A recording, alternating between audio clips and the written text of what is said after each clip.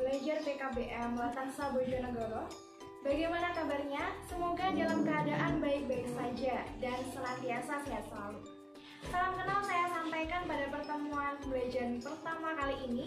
Perkenalkan, nama saya Nadine Nazila Putri, mahasiswa Universitas Jember. Dan di sini saya akan membantu Bapak Ibu tutor dalam proses praktik pembelajaran terkait materi kelompok kurikulum khusus selama beberapa minggu ke depan. Dan semoga kedepannya saudara-saudara warga belajar PKBM Latansa Bojonegoro dapat mengikuti materi yang akan saya sampaikan dengan baik, dan tentunya mohon sarannya apabila nanti materi yang akan saya sampaikan itu kurang jelas atau mungkin sulit untuk dipahami. Baik, langsung saja ya saudara-saudara warga belajar Taman Cita Bangsa. Dan pada pertemuan pertama kali ini kita akan membahas materi terkait pemberdayaan perempuan. Dan sebelumnya saya juga akan menjelaskan sedikit bahwa materi yang akan saya sampaikan ke depan merupakan materi baru berdasarkan kurikulum K13 yang berisi terkait pemberdayaan serta keterampilan. Nah, sekarang kita lanjut pada materi yang akan saya sampaikan pertama kali, yakni terkait pemberdayaan perempuan.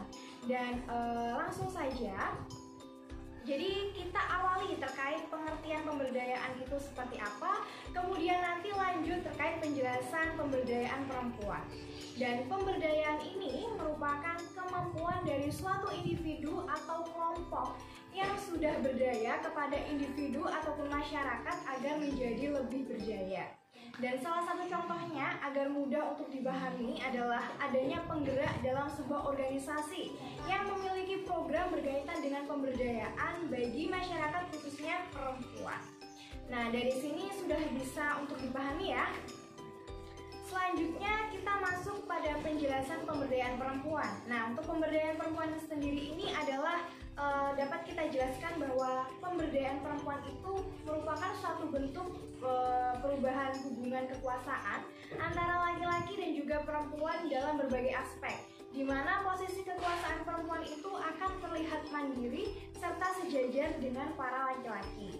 Nah, dengan adanya pemberdayaan perempuan ini tentunya akan menjadi strategi untuk meningkatkan peran perempuan dalam meningkatkan potensi diri agar lebih mandiri lagi, dan tentunya juga berkarya dalam bidang-bidang yang dimiliki sesuai dengan kemampuannya masing-masing.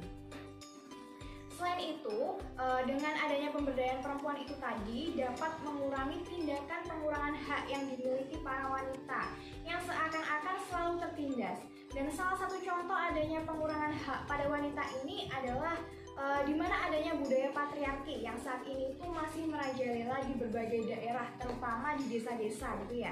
Jadi perlu diketahui bahwa budaya patriarki ini sendiri merupakan ketidaksamaan kekuasaan antara perempuan dan juga laki-laki dalam berbagai aspek.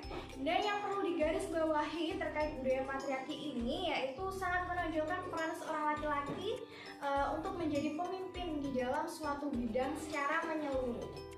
Nah, dari sini kita dapat tarik kesimpulan ya terkait adanya salah satu faktor berupa budaya patriarki yang sangat merugikan peran perempuan dalam berbagai bidang.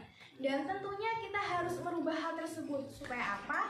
Supaya para perempuan ini memiliki kekuasaan dan hak yang sama seperti halnya seorang laki-laki. Nah, berkaitan hal ini dengan peningkatan potensi dan juga keterampilan bagi para perempuan agar memiliki sisi kemandirian yang tinggi dan tidak bergantung pada segala aspek yang dimiliki oleh seorang laki-laki tadi. Nah, dengan hal ini saudara-saudara warga belajar dapat kita simpulkan terkait faktor tersebut, maka sangat dibutuhkanlah pemberdayaan perempuan. Untuk apa? Untuk meminimalisir atau mengurangi angka pengurangan hak yang terjadi pada perempuan. Selanjutnya, setelah kita memahami itu terkait pemberdayaan perempuan, sekarang kita masuk ke tujuan adanya pemberdayaan perempuan. Nah, di sini saya juga melihat salah satu buku menurut Nugroho di tahun 2008 ada beberapa tujuan pemberdayaan perempuan. Yang pertama yaitu untuk meningkatkan kemampuan para perempuan dalam proses melibatkan diri mereka sendiri dalam program pembangunan. Nah, dalam prosesnya itu para kaum perempuan ini senantiasa harus berperan aktif dalam kegiatan pembangunan dan yang utamanya tidak menjadi orang yang ada di belakang dalam proses pembangunan tersebut.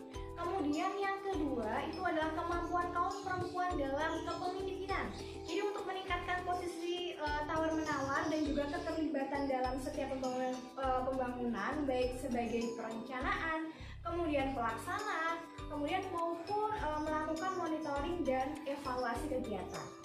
Kemudian yang ketiga adalah untuk meningkatkan kemampuan kaum perempuan dalam mengelola usaha skala rumah tangga, industri kecil maupun industri besar untuk menunjang peningkatan kebutuhan rumah tangga maupun untuk membuka peluang kerja produktif dan juga mandiri.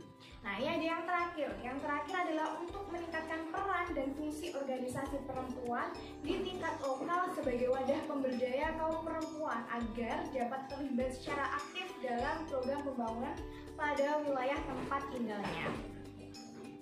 Baik, setelah kita paham tuh akan tujuan dari pemberdayaan perempuan, maka di sini saya juga akan memberikan sedikit gambaran terkait program-program pada pemberdayaan perempuan itu sendiri yang mungkin bisa saudara-saudara Warga Belajar khususnya bagi para perempuan untuk mengikutinya. Nah, salah satu contoh programnya itu adalah yang pertama, ada penguatan organisasi kelompok perempuan.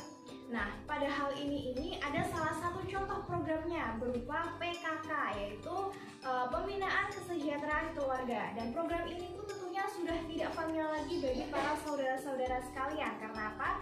Karena memang di setiap daerah, baik di kota maupun di desa, pasti terdapat program PKK. Kemudian pada pelaksanaannya tentu PKK ini membuat berbagai macam program kegiatan yang berguna untuk mengembangkan potensi bagi para perempuan, khususnya ibu-ibu yang ada di sekitar daerah tersebut. Nah, selain potensi, juga terdapat berbagai macam pembangunan terkait keterampilan bagi para kaum perempuan, tentunya untuk mewujudkan sisi kemandirian pada diri mereka sendiri. Dan dari apa yang saya sudah jelaskan tadi, dapat kita tarik kesimpulan bahwa pada zaman sekarang banyak faktor yang membuat perempuan tidak dapat menggunakan haknya secara sempurna. Salah satu faktor yang menyebabkannya adalah dengan adanya budaya patriarki tadi, di mana para laki-laki ini memiliki kekuasaan yang lebih besar daripada kaum perempuan, yang mengakibatkan perempuan itu tertindas dalam berbagai aspek dan juga bidang. Dengan adanya hal tersebut, maka diperlukanlah pemberdayaan perempuan untuk menstabilkan peran antara perempuan dan juga laki-laki agar para perempuan ini tidak tertindas lagi.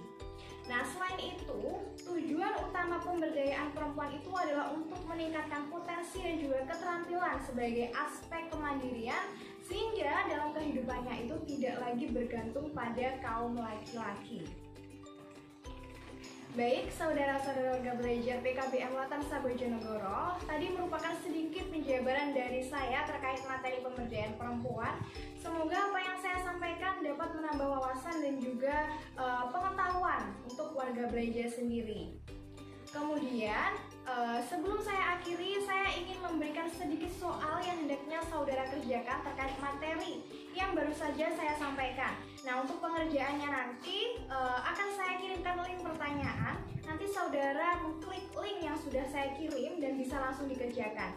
Dan apabila nanti ada kendala, bisa langsung untuk menghubungi saya. Dan di akhir saya juga mohon maaf sekali terkait kesalahan kata dalam berbicara, serta barangkali apa yang saya sampaikan ini belum dapat dimengerti dengan baik karena memang pada saat ini proses komunikasi kita terhalang sehingga pembelajaran hanya bisa dilakukan menggunakan media perantara.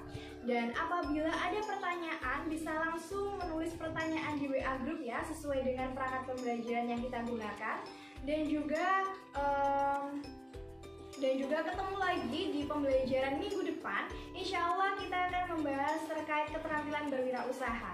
Terima kasih untuk semuanya. Kurang lebihnya mohon maaf. Wassalamualaikum warahmatullahi wabarakatuh.